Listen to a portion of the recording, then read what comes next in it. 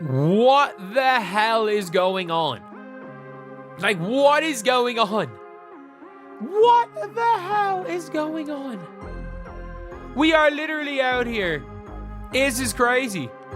This is absolutely crazy. It's a disaster. It's just an all-around disaster. But this is here. There was no timetable for Caitlin Clark to play, so it's impossible to say if it was impacted. Caitlin Clark just shocked the world with her biggest announcement yet, and nobody saw this coming. Official. It is a PR nightmare for the Indiana Fever. I gotta tell you, the Indiana Fever have got themselves a problem. They got themselves a real problem after, of course, we found out that Caitlin Clark suffered yet another injury literally 2 weeks to today ago. The face of the WNBA, the rookie who's carried the Indiana Fever, the one who dragged sold-out crowds into arenas every single night, has decided to step away from basketball until April. Yeah, I think when the injury happened, it was pretty frustrating considering I knew what the coming days were going to hold for myself. But I feel like dealing with that, and then also just trying to look at it in the most positive manner that I can, and being a part of this, and that wasn't going to be taken away from me. Is sure, maybe I'm not able to play in the games, but I can still be here and participate. I think just it all comes back to having good perspective on everything. Certainly there's frustration and a little bit of sadness. That's more than 200 days without the league's brightest star on the court, and fans are absolutely stunned. Social media erupted instantly. Theories started flying. Some say it's about recovery from the brutal hits she's taken all season. Now it's time to report on that August 7th ankle injury. Question before we even get into it: what were the odds that the Indiana Fever would miss the playoffs prior to this season taking place? Just a there's so much fishiness going on in this league, and you just sniff around a little bit, you can tell.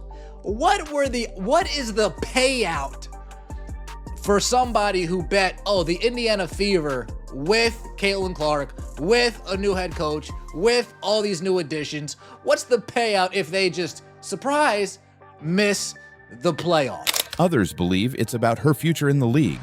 A few even speculate it could be tied to endorsements or bigger opportunities beyond basketball. But here's the real question. What does Caitlin Clark's shocking announcement mean for her career, for the Fever, and for the WNBA as a whole? Let's start with the facts. Caitlin Clark just revealed she's shutting it down until April. No overseas ball, no off-season 3-on-3, no grind at all, just rest. That decision is nearly unheard of for a WNBA rookie. For years, players have relied on overseas contracts to earn money and stay in shape. But Caitlin, she's making a statement. And when you look at her workload, the choice makes sense. Clark basically played an NBA-length season in her rookie year. 81 games in just 324 days, nearly 3,000 minutes logged on the floor. She carried the Fever night after night while dragging the entire league into the spotlight. The numbers are insane. Still, fans didn't expect this. She's the biggest storyline in basketball, and now she's pressing pause. Her decision has sparked debates everywhere, from Fever diehards to league executives. Is this a career-defining move, or a risky step back at the peak of her popularity? Of course, this decision didn't come out of nowhere. Caitlin has been dealing with more than just the workload. She's been the target of brutal treatment on the court, shoved, hacked, and even tackled to the ground with referees swallowing their whistles. Fans have been screaming about the double standard all year. When other stars like Aja Wilson drive to the rim, they get the call. When Clark takes the same hit, silence. Her last game against the Connecticut Sun was a perfect example. She dropped 25 points and dished out 9 assists in a playoff war, but still absorbed foul after foul with no protection. At one point, she was straight up tackled, and shockingly, no whistle blew. Fans online summed it up. Can someone explain how that's not a foul? Oh wait, it's because it was Caitlin Clark. The controversy didn't stop there. During the same game, a heckler went after Clark non-stop until she finally pointed him out to security, and he was escorted out. It showed she wasn't just battling defenders and referees, she was fighting for respect from the crowd, too. Meanwhile, rivalries are heating up. A Alyssa Thomas blasted Fever fans after the game, complaining about slurs and disrespect. And taking care of business. What does it say to the professionality of this team that you've been able to shut out the noise? Honestly, it's been a lot of nonsense. I think in my 11-year career, I've never experienced the racial comments from the Indiana Fever fan base.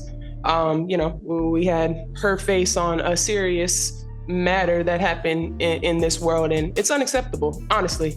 And there's no place for it. And we've been professional throughout the whole entire thing, but I've never been called the things that I've been called on social media, and there's no place for it. And Angel Reese, who tackled Clark earlier in the season, now benefits from Clark's absence. With Caitlin gone, her biggest roadblock to a championship is suddenly out of the way. The league may not admit it, but everyone knows this decision shakes the playoff landscape and shifts the spotlight. And that brings us to the bigger picture. What does Caitlin Clark's shocking announcement mean for the WNBA? The truth is simple. Clark isn't just another player. She is the storyline. Every ticket sold, every spike in ratings, every viral highlight reel this season had her fingerprints all over it. When Clark played, arenas filled up, networks cleared primetime slots, social media exploded with logo threes and no-look passes. She single-handedly gave the WNBA the cultural moment it's been chasing for years. Caitlin pulls left wing, the right wing, 30-plus feet. Logo crosses over, launch it. Oh my goodness! She is back. 24-18, Fever down, Caitlin down from the right wing, 30-plus feet, good again! No one else but Caitlin Clark.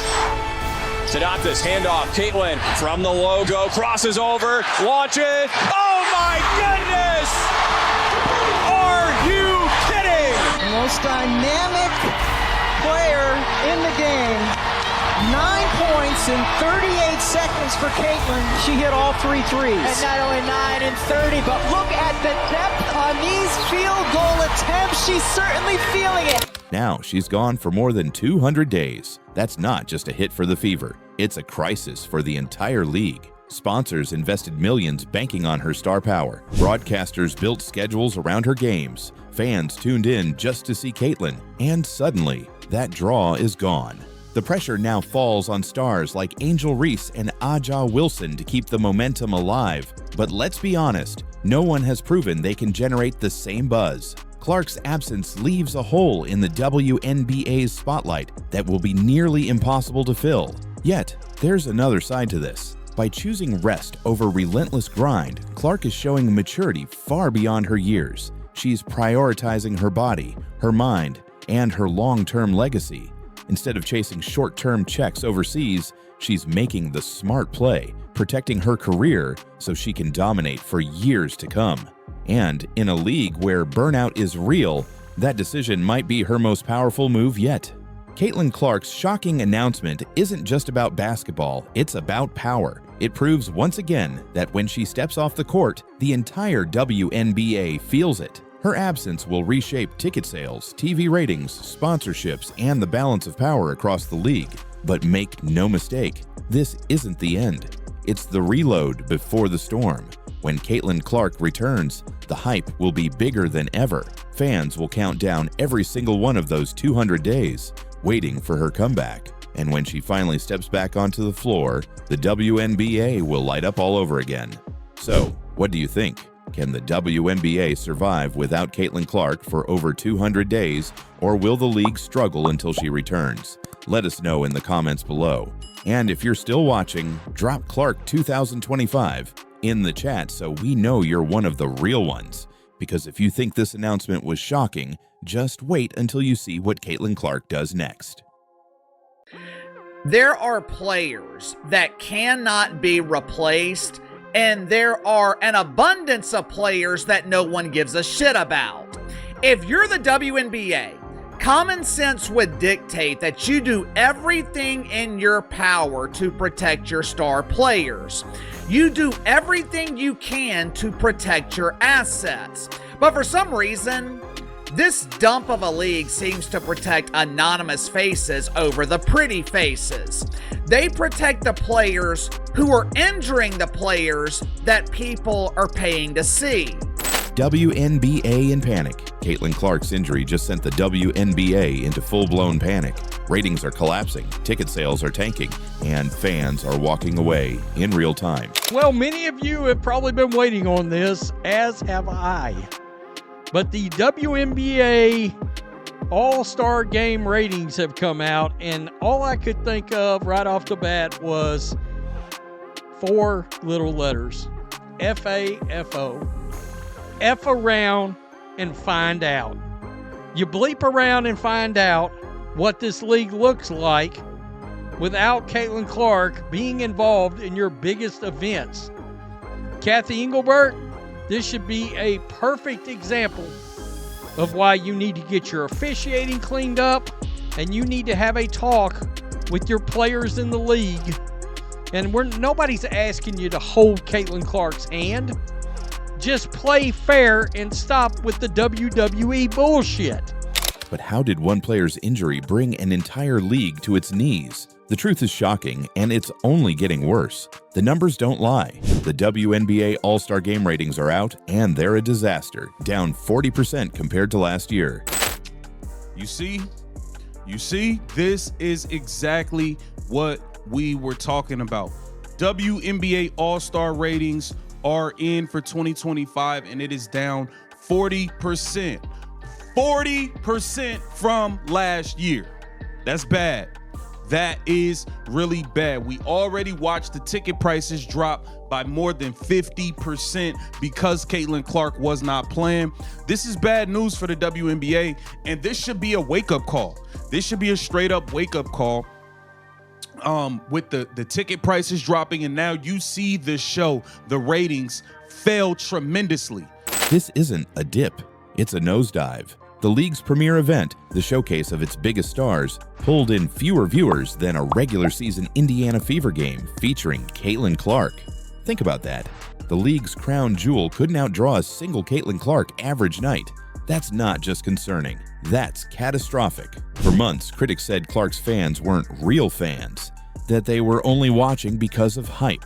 But the numbers prove otherwise. The moment she was sidelined, those fans left, and the WNBA is paying the price. There was plenty of people I saw online who said, yo, Caitlin Clark not playing, oh, she's hurt and they don't want to call fouls. Okay, I'm not giving them a view. I'm not gonna watch. There was plenty of people that boycotted watching this WNBA All-Star game. It was plenty of people. I watched it. That's how I know how trash it was. The collapse isn't limited to television. It's hitting arenas across the country. Look at the Indiana Fever versus Chicago Sky matchup. Before Clark's injury, the cheapest ticket was $86. The day her injury was announced, that same ticket plummeted to $25, a 71% drop overnight. Last Saturday, the Indiana Felines and the Chicago Bravado played on CBS. How many of you knew that? How many of you guys watched this game? 2 months ago, this matchup would have been the leading story throughout the media. But when you don't have the rivalry, when you don't have the storyline of Caitlin Clark and Angel Reese, this is just another painfully boring pretend basketball game. Unsurprisingly, the Chicago Bravado got their ass kicked again. This wasn't a theory, it was cold, hard cash. The so-called Caitlin Clark effect became undeniable. Fans weren't just watching her games, they were paying premium prices to be in the building. Without her, the market evaporated. It gets worse. This is the reality that the WNBA is looking at if they can't get their heads out of their asses. Or in this case, if they can't get their dildos off the court and back in their pockets. This Caitlin Clark injury, it was the final ingredient for the perfect storm. This injury gave the WNBA the data they need to prove that pretend basketball is 100% reliant on one player. Indiana Fever's local TV viewership has fallen by more than 53% since Clark was sidelined. And the decline isn't isolated to Indiana. The WNBA as a whole is feeling the shockwaves. Fans who once filled arenas and tuned in on TV are disappearing. What was once momentum is now a mass exodus. And here's the kicker. The league itself fueled this crisis. For months, players, media voices, and even league insiders dismissed new fans as fake. They mocked the idea that millions of people were tuning in just for Caitlin Clark.